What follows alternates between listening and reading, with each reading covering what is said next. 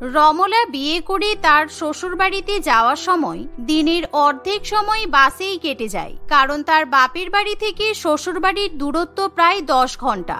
সারাদিন বাসে বসে থাকার পর সে যখন শ্বশুরবাড়িতে পৌঁছায় তখন তার গা হাত পা কোমরে ভীষণই ব্যথা হয়। সে একদমই নড়তে চড়তে পারে না। মা বাবা আমাকে কোন গন্ডগ্রামে বিয়ে দিল কি জানি। ওরে বাবারে বাবা, সারা দিন বাসে বসে বসে আমার হাত পা কোমর একেবারে খুলে যাচ্ছে। আমি কিছুতেই নড়াচড়া করতে পারছি না। উফ, আমার আর ভালো লাগছে না।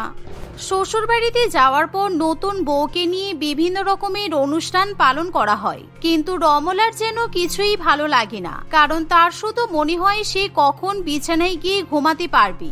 এভাবে রাত হয়ে এলে রমলা কোনো মতে ফ্রেশ হয়ে ঘুমিয়ে পড়ে। পরের দিন সকালবেলা ঘুম থেকে ওঠার পর রমলা তৈরি হয়ে রান্নাঘরে চলে যায়। এমন সময় তার শাশুড়ি মাও রান্নাঘরে যায়।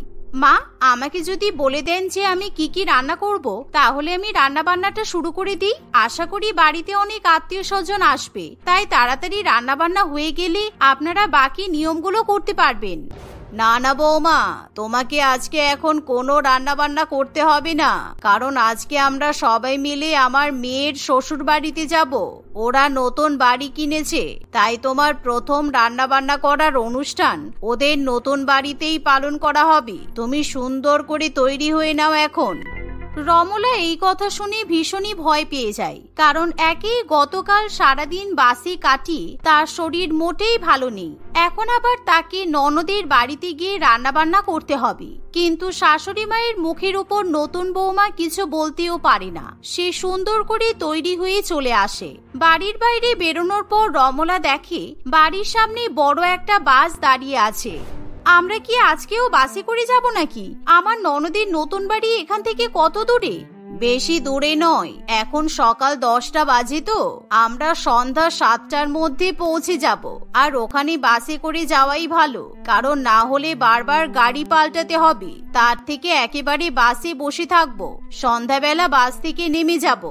সারাদিন বাসে বসে থাকতে হবে শুনি রমলার তখন থেকেই বমি পেয়ে যায়, কিন্তু এখন কোনো উপায় নেই। সে তার পরিবারের লোকেদের সঙ্গে বাসে উঠে পড়ে, কিন্তু সেই বাসের এমনই অবস্থা যে তাতে কোনো এসিরও ব্যবস্থা নেই। অন্যদিকে রমলার স্বামী, শ্বশুরমশাই, শাশুড়ি মা সবাই মিলে সারাদিনের খাবার দাবার বাসে তুলে নেয়। বাস চলতে শুরু করলে তারা সেখানেই সকালের ব্রেকফাস্ট সেরে নেয়। বৌমা, তুমি কিছু খাচ্ছ না কেন?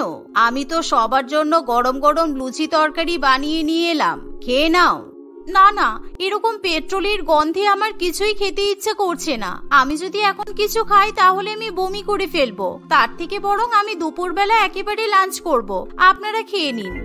এভাবেই দেখতে দেখতে দুপুর হয়ে আসে। তখনও পর্যন্ত বাস নিজের গতিতে চলতে থাকে। এরই মধ্যে রমলারও খুবই খিদে পেয়ে যায়। আর কিছুক্ষণের মধ্যেই বাসটা যখন একটা ধাবার সামনে গিয়ে পৌঁছায় তপন, তুমি বাস ড্রাইভারকে বলো যে একবার বাসটা থামাতে, কারণ আমরা ওই ধাবায় এখন লাঞ্চ করব। আমার খুব খিদে পেয়ে গেছে। না না রমলা, এখন বাস থামানো যাবে না, কেননা এখন যদি আমরা ধাবাতে লাঞ্চ করি তাহলে আমাদের পৌঁছাতে অনেক দেরি হয়ে যাবে, আর গ্রামের দিকে রাত্রেবেলা অনেক বিপদ হতে পারে। তপন কিছুতেই বাস থামাতে চায় না, যার ফলে রমলা এবার ভীষণই রেগে যায়, কারণ তার আবার টয়লেটে যাওয়ারও প্রয়োজন পড়ে। কিন্তু কিছুই করার থাকে না, সে চুপচাপ মন খারাপ করে বাসে বসে থাকে। এভাবেই দেখতে দেখতে সারাটা দিন কেটে যায়। তার শ্বশুর বাড়ির লোকেরা বাসেই খাওয়া দাওয়া করে, আবার বাসেই ঘুমাতে ঘুমাতে যাত্রা করে।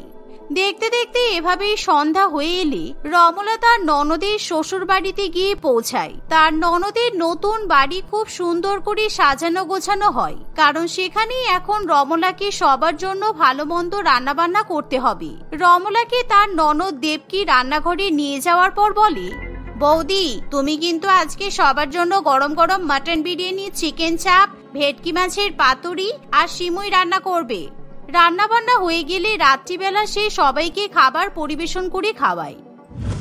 পরের দিন সকালবেলা ঘুম থেকে ওঠার পর তাদের গোটা পরিবার আবার বাসে উঠে পড়ে, কিন্তু এবার বাসের লোক সংখ্যা আরো বেশি বেড়ে যায়। সবাই মিলে যে যার মতো জানালার সিট দখল করে, তাই রমলা জানালার সিট পায় না। আমার মনে হয় সারা জীবন এই বাসে থেকেই কেটে যাবে। এরা কতটা আনহাইজিনিক হলে এরকম সারাটা দিন বাসে কাটাতে পারি। আমার একেবারে অসহ্যকর লাগছে। শুধুমাত্র রাত্রিবেলা ঘুমানোর জন্য আমি শুধু বাড়িতে যাচ্ছি, তাছাড়া আর তো কোনো কারণ নেই। এমনই ভাবতে ভাবতে হঠাৎ করে বাসের চাকা পাংচার হয়ে যায়। তাই সবাই খুব ভালো মতোই বুঝতে পারে যে আজকে রাতের মধ্যে তারা বাড়িতে ফিরতে পারবে না। বাড়িতে ফিরতে পারবো না মানে? এখানে কি আশেপাশে কোনো মেকানিক নেই নাকি? আমার পক্ষে সারা রাত বসে থাকা সম্ভব নয়। তপন, তুমি যে কালকে সকালবেলা বলছিলে গ্রামের রাস্তা ভালো নয়, তাহলে এখন বাসে থাকবো কি করে? আরে বাবা, বোনের বাড়িতে যাওয়ার পর আমি বাসে একটা খুব ভালো লক লাগিয়ে নিয়েছি, তাই রাত্রেবেলা বাসে থাকলে কোনো অসুবিধা হবে না, বুঝেছো? এমন সময় বাসের সমস্ত মহিলারা বাস থেকে নেমে ভালো করে ফ্রেশ হয়ে নেয়। আর ফ্রেশ হওয়ার পর তারা আবার বাসে উঠে পড়লে তপন বাস বন্ধ করে দেয়। কিন্তু রাত্রিবেলা তাদের কাছে খাওয়ার মতো কোনো খাবার দাবার থাকে না। আর এই খাবার নেই তাতে কি হয়েছে? তোমরা একদম চিন্তা করো না, কারণ আমি যখন বাড়ি থেকে বেরিয়েছি তখন একটা ছোট বার্নার বাসের মধ্যে তুলে নিয়েছি, তাই আমরা এখন বাসেই রান্না বান্না করে খেতে পারবো। যাক বাবা, তাহলে আর তো কোনো চিন্তাই নেই। বৌমা, তুমি আর বসে থেকো না, সবার জন্য রান্না বান্না শুরু করে দাও, কারণ তাড়াতাড়ি খেয়ে নিয়ে ঘুমিয়ে পড়তে হবে তো। কালকে সকালবেলা বাস ঠিক হওয়ার পর বাড়ি ফিরবো। আমি এখন এই বাসে বসে বসে রান্না করব? হ্যাঁ, এতে অবাক হওয়ার তো কিছু নেই। চাল ডাল আটা সবকিছুই তো মজুত আছে, তাই তুমি রাতের মতো রান্নাটা সেরে নাও, আমাদের কিন্তু খিদে পেয়েছে। শাশুড়ি মায়ের কথা শুনে নতুন বৌমার কিছু করার থাকে না। সে বাসের মধ্যে বসেই সবার জন্য গরম গরম রুটি ডাল ভাত বানাতে শুরু করে। তার রান্না বান্না হয়ে গেলে সবাই বাসের মধ্যে বসেই খাবার খেয়ে নেয়। খাওয়া দাওয়া হয়ে গেলে যে যার মতো আলো নিভিয়ে শুয়ে পড়ে। কিন্তু রমলার কিছুতেই বাসে ঘুম আসতে চায় না। সারা রাত মশার কামড় খেয়ে এবং কুকুরের ঘেউ ঘেউ ডাক শুনে সে জেগে বসে থাকে। দেখতে দেখতে এভাবেই সকাল হয়ে আসে। সকালবেলা বাস ঠিক করার পর তারা বাড়িতে ফিরে যায়। আপনাদের কি ব্যাপার বলুন তো? এই বাসটা কি সারা জীবন আমাদের বাড়ির সামনে দাঁড়িয়ে থাকবে? কারণ আমাদের তো বাসে ট্রাভেল করা হয়ে গেল, এখন এই বাসটাকে যেতে বলুন। না না, এই বাসটা কোথাও যাবে না, কারণ আমরা তো এই বাসটা কিনে নিয়েছি। আসলে আমাদের গ্রামে যাতায়াত করার জন্য বাস ছাড়া অন্য কিছুর ব্যবস্থা নেই তো, আর আমাদের আত্মীয় স্বজনদের বাড়িও অনেক দূরে দূরে। সেই কারণে আমাদের যাতায়াতের সুবিধার জন্য আমরা বাস কিনে বাড়ির সামনে রেখে দিয়েছি। শাশুড়ি মায়ের কথা শুনে রমলা ভীষণই অবাক হয়। এভাবে দেখতে দেখতে আরো কিছুদিন কাটে, কিন্তু প্রত্যেক দিন রমলাকে কোনো না কোনো কারণে যেন বাসে উঠতে হয়, আর সারাটা দিন বাসেই সময় কাটাতে হয়। কারণ কখনো তার শ্বশুর বাড়ির লোকেরা পিকনিক করতে যায়, আবার কখনো বা সবাই মিলে আত্মীয়র বাড়িতে বেড়াতে যায়। এভাবেই প্রত্যেক দিন রমলা বাসেই দিন কাটায়। এ কি, তোমরা আজকে আবার জিনিসপত্র বাসের মধ্যে তুলছো কেন? কোথায় যাবে? আরে মা বলছিল কলকাতায় শপিং করতে যাবে, তাই বাসের মধ্যে সমস্ত জিনিসপত্র তুলছি, কারণ আজকে আমাদের সারাদিন বাসেই থাকতে হবে। কিছুক্ষণের মধ্যেই সবাই মিলে বাসে উঠে পড়ে। বাসের মধ্যে রমলাকে সেদিনও ব্রেকফাস্ট রান্না করতে হয়। দুপুরে রান্না বান্না, সন্ধ্যাবেলা জলখাবার সবই বাসের মধ্যেই সম্পন্ন হয়। এভাবেই অনেকক্ষণ জার্নি করার পর তারা কলকাতার শপিং মার্কেটে গিয়ে পৌঁছায়। সেখানে গিয়ে সবাই মিলে নিজের পছন্দ মতো অনেক অনেক কেনাকাটা করে। কিন্তু রাত্রিবেলা বাড়ি ফেরার সময়, মা, এখান থেকে আমার বাপের বাড়ির দূরত্ব মাত্র 8 ঘন্টা। আমরা যখন শহরে এসেছি, তাহলে চলুন আজকে আমরা রাত্রিবেলাটা আমার বাপের বাড়িতেই থেকে যাই। মা বাবা আমাদেরকে দেখে কিন্তু খুব খুশি হবে। রমলার কথা শুনি তার শ্বশুর বাড়ির লোকেরা প্রথমে কিছুতেই তার বাপের বাড়িতে যেতে রাজি হয় না, কিন্তু রমলা অনেক জোর করতে থাকলে শেষ পর্যন্ত সবাই মিলে রমলার বাপের বাড়িতে গিয়ে উপস্থিত হয়। সবাইকে একসঙ্গে দেখে রমলার বাপের বাড়ির লোকেরা খুবই খুশি হয়। যাক বাবা, শান্তি, আজকে রাত্রিবেলার মতো এখানে থেকে যাব। আমাকে আর বাসে বসে ডিনার রান্না করতে হবে না, না হলে সারাদিন বাসে বসে রান্না করতে করতে আমার শরীরটা কেমন যেন খারাপ করছে। রমলার বাবা মা সেদিন বাড়িতে রান্না বান্না করে সবাইকে খাওয়ায়। খাওয়া দাওয়া করার পর সবাই যখন রাত্রিবেলা ঘুমিয়ে পড়ে, তখন রমলা তার বাবা মাকে সমস্ত ঘটনা খুলে বলে। রমলার মুখে এরকম কথা শুনে তারাও খুবই অবাক হয়। তুই একদম চিন্তা করিস না, তোর শ্বশুর বাড়ির লোকেদের পাগলামি কি করে ঠিক করতে হয় আমি জানি। এরকম করে সারাদিন বাসে সংসার করা সম্ভব নাকি? আজকে ভাগ্যিস এখানে চলে এসেছিস, তা না হলে রাত্রিবেলা তোদেরকে বাসেই তো ঘুমাতে হতো, কারণ এত রাতে তোরা তো গ্রামে পৌঁছাতেই পারতিস না। তাহলে তুমি বলো মা, আমি এদের সঙ্গে কি করে থাকবো?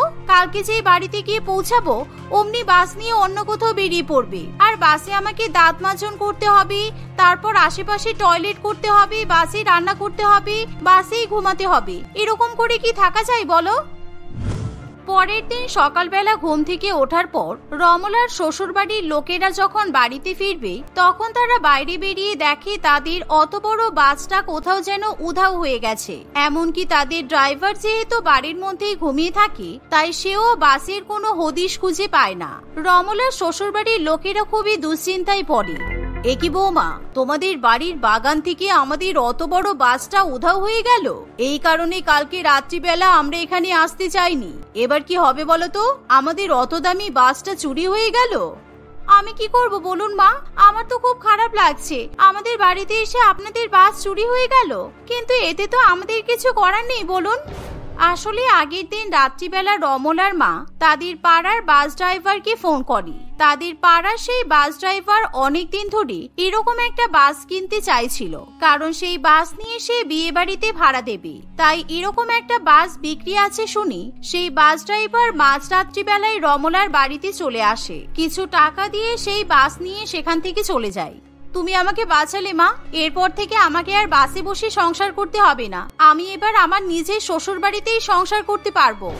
রমলার শ্বশুরবাড়ির লোকেরা যেহেতু খুব একটা খারাপ নয়, তাই তারা বৌমার বাপের বাড়ির লোকেদের কোনো কথা বলতেও পারে না। তারা ট্রেনে করে নিজেদের বাড়িতে ফিরে যায়, কিন্তু তারা আর কিছুতেই অনেক টাকা ব্যয় করে বাস কিনতে চায় না। অন্যদিকে রমলার বাপের বাড়ির তরফ থেকে তাদের বাসের টাকাও ফিরিয়ে দেয়া হয়, কিন্তু যেহেতু নতুন করে বাস কেনা হয় না তাই রমলা মনে মনে খুবই খুশি হয়। সে এবার তার শ্বশুরবাড়ির লোকেদের সঙ্গে মিলেমিশে নিজের মতো করে সংসার করতে থাকে। মল্লিকা তার বাবা সুভাষ এবং মা রিনার সঙ্গে থাকতো।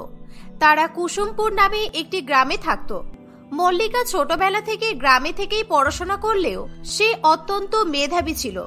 তার বাবা মা তাই তাকে শহরে পাঠানোর সিদ্ধান্ত নিয়েছিল। প্রথম প্রথম শহরে গিয়ে মল্লিকা পড়াশোনা ছাড়া আর কিছুই বুঝতো না, কিন্তু ধীরে ধীরে সে তার হোস্টেলের রুমমেটদের লাইফস্টাইল দেখে খুবই আকর্ষিত হয়ে পড়ে। দেখতে দেখতে সেও তাদের মতো ছোট ছোট পোশাক আশাক পরতে থাকে। পড়াশোনা না করে রাতের পর সে বন্ধুদের সঙ্গে পার্টি করত, বিভিন্ন রকমের নেশাও করত। এভাবে ধীরে ধীরে সে পড়াশোনায় অবনতি করতে থাকে এবং কলেজের পরীক্ষায় ফেল করে। এই খবর তার গ্রামের বাড়িতে পৌঁছে যায়। সুভাষবাবু সঙ্গে সঙ্গে মল্লিকাকে ফোন করে। এসব আমি কি শুনছি মল্লিকা, তুই 3টে সাবজেক্টে ফেল করেছিস? তুই ওখানে গিয়ে পড়াশোনা ভুলে গেলি নাকি মনে রোগ বাঁধিয়েছিস? এত খরচা করে তোকে শহরে পাঠালাম আর তুই এই প্রতিদান দিলি? তোকে আমি এই মাসে গ্রামে ফিরিয়ে আনবো। অনেক হয়েছে তোমার শহরে থেকে পড়াশোনা। বাবা প্লিজ এরকম করো না, I am your only child. তুমি আমার সাথে এরকম করতে পারো না।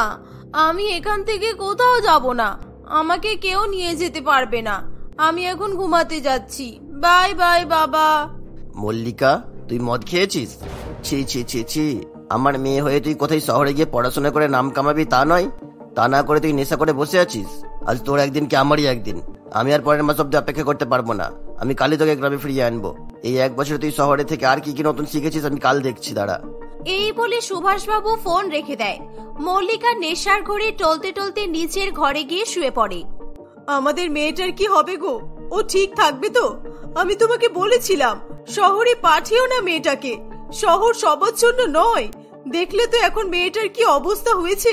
উপরওয়ালার দয়ায় আজকের রাতটা ঠিকভাবে কাটুক, কালকেই তুমি আমার মল্লিকাকে বাড়ি নিয়ে আসবে। সুভাষবাবু ও রীনা দেবী সারা রাত ধরে চিন্তা করতে থাকে। পরের দিন সকালেই সুভাষবাবু শহরের উদ্দেশ্যে বেরিয়ে পড়ে।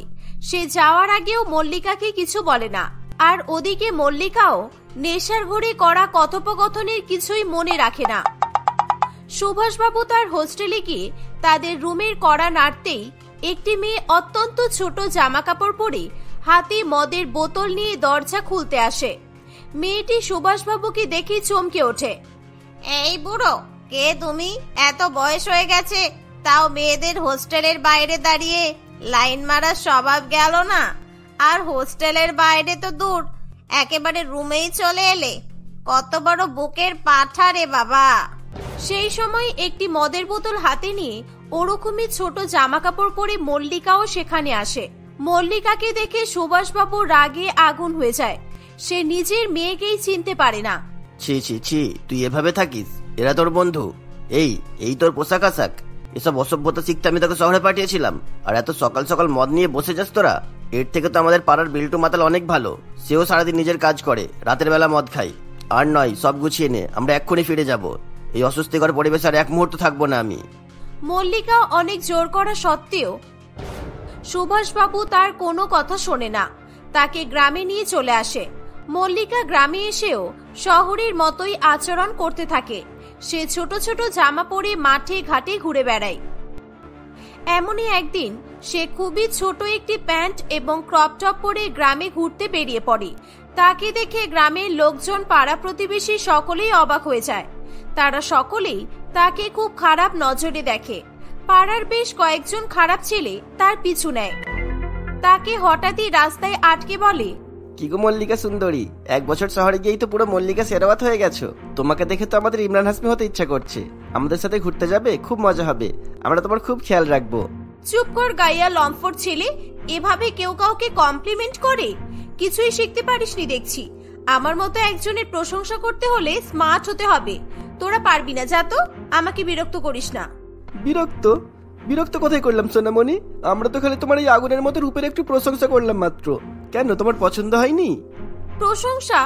এটাকে তোরা প্রশংসা বলিস? How disgusting! এরকম লম্ফট লোফারদের মতো প্রশংসা আমার চাই না, ওকে? ভালোভাবে প্রশংসা করতে পারলে কর। রীনা দেবী তখনই তার প্রতিবেশী বন্ধু চম্পার সঙ্গে বাজার করে বাড়ি ফিরছিল।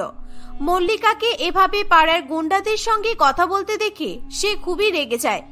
এই মল্লিকা, তুই এই কি করছিস? তুই এই গুন্ডা বদমাশগুলোর সঙ্গে কথা বলছিস? আর তোকে বলেছি না এসব শহুরে পোশাক আশাক এখানে পরবি না তুই? তোর জন্য তো দেখছি আর কারোর কাছে সম্মান থাকবে না। হে উপরওয়ালা, এ আমি কি দেখে নিলাম? এরকম পোশাক পরে তো কেউ স্নান করতেও যায় না, আর এই পোশাক পরে তোমার মেয়ে রাস্তায় বেরিয়ে গেল। হায় রে মল্লিকা, তোমার বুঝি খুব গরম লাগছিল, তাই তুমি এত ছোট জামা পরেছো? তুমি কি একটা রুমাল দিয়ে ওপরের আর নিচের দুটো জামাই বানিয়ে ফেলেছো? আর কাপড় বাঁচেনি? তাহলে ওটা দিয়ে আরো একটা বানিয়ে নিতে পারবে। চম্পা, তুই আমার বন্ধু বলে আমার মেয়েকে যা তা বলবি, আর আমি তোকে ছেড়ে দেব? কখনো না। এই ব্যবহার আমার মনে থাকবে। আর মল্লিকা, তুই বাড়ি চল আজকে, দেখ আমি তোর কি করি। সেদিন মল্লিকাকে বাড়িতে নিয়ে গিয়ে রীনা দেবী খুবই বকাবকি করে। ওই ছেলেগুলোর সাথে যদি তোকে আর কোনোদিনও দেখি, তোর কি করি তুই শুধু দেখ। খুব সাহস হয়ে গেছে তোর, তাই না? দাঁড়া, আজকে তোর বাবা আসুক বাড়িতে। মা প্লিজ, তুমি একটু চিল করো। ওরা আমার ফ্রেন্ডস, ওরা আমার কিচ্ছু করবে না। আমার হেডেক হচ্ছে, I am going to sleep. Oh sorry, তুমি তো আবার ইংরেজি বোঝো না। আমি বললাম আমি ঘুমাতে যাচ্ছি। সেদিনের ঘটনার পর রীনা দেবী মল্লিকার একা বাইরে বেরোনো প্রায় বন্ধই করে দেয়। মল্লিকা যেখানেই যায় রীনা দেবী তার পেছন পেছন যায়। মল্লিকা খুব বিরক্ত হলেও তার কিছু বলার ছিল না। ওদিকে মল্লিকা শহরের মতো জীবন কাটাতে না পেরে খুবই নিরাশ হতে থাকে। এভাবেই বেশ কয়েকদিন কেটে যায়। একদিন কতদিন এক ঢোকো মদ খেতে পারিনি, সেদিনও বাবা টানতে টানতে নিয়ে চলে এলো। পুরো বোতলটা শেষও করতে দেয়নি। এখানে যে কোথায় মদ পাবো কে জানে, পেলে একটু লুকিয়ে লুকিয়ে নিয়ে চলে আসবো। কিন্তু এখন তো মা সবসময় পেছন পেছন ঘোরে। এসব ভাবতে ভাবতে তার মনে পড়ে তার বাবা পাড়ার একজন মাতালের কথা বলেছিল। মল্লিকা তার মায়ের সঙ্গে বেরিয়ে খুঁজতে খুঁজতে একটা মদের দোকান দেখতে পেয়েছিল। দুপুরবেলা সবাই ঘুমিয়ে পড়লে সে চুপি চুপি মদ কিনতে বেরিয়ে যায়। তাকে মদের দোকানে দেখে লোকজনের চোখ কপালে উঠে যায়। রাস্তা ভুলে চলে এসেছো নাকি? তোমার বাবা তো এখানে আসেনি। যাও যাও, অন্য কোথাও খোঁজো। বেশি কথা না বলে একটা বোতল দাও তাড়াতাড়ি, এখানে আমি তোমার সঙ্গে গল্প করতে আসিনি। মল্লিকা মদের বোতলটা নিয়ে সেখান থেকে চলে যায়। সারা গ্রামে তাকে নিয়ে নানান রকম খারাপ কথা রটতে থাকে। সবাই তাকে দেখলেই কানাঘুষো করতে থাকে। সে একদিন ক্রপ টপ এবং শর্ট প্যান্ট পরে তার বাড়ির সামনে বাগানে দাঁড়িয়ে হেডফোনে গান শুনছিল। এমন সময় কয়েকজন নিয়ে তাকে আলোচনা করছিল। সে হেডফোনের গান বন্ধ করে দিয়ে তাদের সব কথাই শুনতে থাকে। শহরে যাওয়ার আগে তো এই মেয়ে বেশ ছিল, এখন যা সব শুনছি তাতে নিজের ছেলে মেয়েদেরকে এর হাত থেকে বাঁচিয়ে রাখতে হবে দেখছি। এই মেয়ে নাকি ছেলেদের সঙ্গে বসে মদ খায়, কি ভয়ঙ্কর অবস্থা বাবা গো। আর জামা কাপড় দেখো না, না পরলেই তো পারে। আরে দিদি, আমি নিজের চোখে দেখেছি এই মেয়েকে ঠেকে বসে মদ খাচ্ছে। এই মেয়ে বিশাল নির্লজ্জ। বাবারে বাবা, এত ভালো বাবা মায়ের এরকম মেয়ে হয় বাপের জন্মে শুনিনি। এই বুড়ো, এই বুড়ি, মাইন্ড ইওর ল্যাঙ্গুয়েজ, ওকে? তুমি আমাকে ঠেকে মদ খেতে দেখেছো, তার মানে তুমিও মদের ঠেকে ছিলে। তুমি ঠেকে কি করছিলে? তুমি তো কোনো ধোয়া তুলসী পাতা নও। আর এই যে বুড়ি, তুমি আমার জামা নিয়ে কথা বলছো। এদিকে তো তুমি শাড়ি পরার পরেও তোমার এতখানি পেট দেখা যাচ্ছে, তার বেলা কিছু নয়। দেখেছেন মানিক বাবু, দেখেছেন কিরকম নির্লজ্জ মেয়ে। এই মেয়ের জন্য আমাদেরই একদিন গ্রাম ছাড়তে হবে। এসব বলে রাগে গজগজ করতে তারা সেখান থেকে চলে যায়। রীনা দেবী সব ভেতর থেকে দাঁড়িয়ে দাঁড়িয়ে শোনে। সে লজ্জায় বাইরে আসতে পারে না। হে উপরওয়ালা, তুমি এই মেয়েকে একটু বুদ্ধি দাও। এই নির্লজ্জ মেয়েকে নিয়ে আমি কি যে করব, আমি কিছুই বুঝে উঠতে পারছি না। এভাবে আরো কয়েকদিন কাটে। মল্লিকা তার শহুরে জীবন, রাতে পার্টি করা, বন্ধুদের সঙ্গে নেশা করা, স্টাইল করা এবং ছোট ছোট জামা কাপড় মিস করতে থাকে। সে বসে বসে তার পুরানো ছবি দেখতে থাকে। এমন সময় তার ফোনে একটি অচেনা নম্বর থেকে ফোন আসে। মল্লিকা ফোন ধরে জানতে পারে ওটা পাপায়ের নম্বর। কি গো মল্লিকা, শুনলাম তুমি নাকি একা একা মদ আনতে গিয়েছিলে। এসব কাজ কেউ একা একা করে? একা খেয়ে কি মজা পাও? সব বন্ধুরা মিলে একসঙ্গে খাবো দাবো পার্টি করবো, তবেই তো আসল মজা, কি তাই না বলো? মল্লিকা তো এতক্ষণ এসবই ভাবছিল। সে তো এটাই ভাবছিল যে সে পার্টি করবে, হই হুল্লোড় করবে, নেশা করবে। আর তখনই এমন প্রস্তাব আসায় মল্লিকা খুবই খুশি হয়ে যায়। একদম ঠিক বলেছো পাপাই। বলো তবে কবে পার্টি দিচ্ছ? যেদিন বলবে আমি সেদিনই রাজি। আচ্ছা তার আগে বলো তো আমার নম্বর কোথায় পেলে? ওসব নাম্বার জোগাড় করা আমার বাহাতের খেলা। তুমি পার্টি কবে করবে বলো শুধু। আমাদের কাছে বিদেশি আছে, বিদেশি। হ্যাঁ, আমরা আজ রাত্রেই পার্টি করব। তুমি আসবে নাকি? তাহলে তোমার বাড়ির পেছনের পুকুরের পাশের জঙ্গলে চলে এসো, ঠিক আছে? মল্লিকা খুবই খুশি হয়ে পার্টিতে যাওয়ার মতো খুবই ছোট পোশাক পরে রাতের বেলা লুকিয়ে লুকিয়ে জঙ্গলের দিকে চলে যায়। তাকে দেখেই পাপাই এবং তার বন্ধুরা খুবই খারাপ খারাপ মন্তব্য করতে থাকে এবং তার সঙ্গে বাজে ব্যবহার করার চেষ্টা করে। দেখো পাপাই, এসব ঠিক হচ্ছে না বলে দিচ্ছি। আমি কিন্তু লোক ডাকবো। ডাকো দেখি, আমিও দেখি কে তোমাকে বাঁচাতে আসে। আর যেই আসুক না কেন সে তোমারই দোষ দেবে। এই রাতের বেলা এইসব পোশাক আশাকে ছেলেদের সাথে মদ খেতে এসেছো শুনলে। নির্লজ্জ মেয়ে একটা। তোমার মতো মেয়েরা কি চাই আমাদের ভালো করে জানা আছে। তুমি শহরে যে কি করতে সেটা এতদিনে আমরাও বুঝে গেছি। এই বলে তারা মল্লিকাকে ধরে টানাটানি করতে থাকে। মল্লিকা চিৎকার করে। তখনই তার বাবা সেখানে চলে আসে। সুভাষবাবু মল্লিকাকে এত রাতে এমন পোশাক পরে বাইরে যেতে দেখে সন্দেহ করেছিল, তাই তার পিছু করা শুরু করে। আরো আগে সে সেখানে পৌঁছে যেত, কিন্তু অন্ধকারে মল্লিকা কোন দিকে গেছে তা বুঝে উঠতে পারছিল না। এই পাপাই, ছাড় আমার মেয়েকে। তোরা আমার মেয়েকে ফাঁদে ফেলেছিস। তোদেরকে যদি আমি পুলিশে না দিই তাহলে তোরা আমার নামে কুকুর পুষিস। কুকুর পরে পোষাবে কাকু, আগে এই নির্লজ্জ মেয়েকে একটু ভদ্রতা শেখাও, ভদ্রতা, বুঝেছো? একে পোষ বানাও। অসভ্য মেয়ে একটা, আমাদের সাথে মদ খাবে বলে এসেছিল। এসব শুনে সুভাষবাবু পাপাইকে একটা চড় মারে। সুভাষবাবু আগেই পুলিশকে ফোন করে দিয়েছিল। কিছুক্ষণে পুলিশ সেখানে চলে আসে। আই এম সরি বাবা, I am really very sorry. আমি মডার্ন হতে গিয়ে নিজেকে এত বড় বিপদে ফেলে দেব আমি কখনো বুঝতে পারিনি। আমি আর কোনোদিনও এমন কাজ করব না যাতে তোমার আর মায়ের অপমান হয়। মল্লিকা নিজের ভুল বুঝতে পারে। সে নিজের চোখে জল ধরে রাখতে পারে না। সে আর কখনোই তার বাবা মায়ের অবাধ্য হয় না। সে তার সমস্ত অভ্যাস ছেড়ে পুনরায় তার গ্রামের ভালো মেয়ে হয়ে ওঠে। তার পোশাক আশাকেরও পরিবর্তন হয়। সে আবার পড়াশোনায় মন দেয় এবং কয়েক বছরের মধ্যেই খুবই ভালোভাবে সমস্ত পরীক্ষা পাশ করে তাদের গ্রামে একটি উচ্চপদস্থ সরকারি কর্মচারী হয়ে ওঠে। এভাবেই মল্লিকা তার পরিবারের সঙ্গে সুখে শান্তিতে দিন কাটাতে থাকে।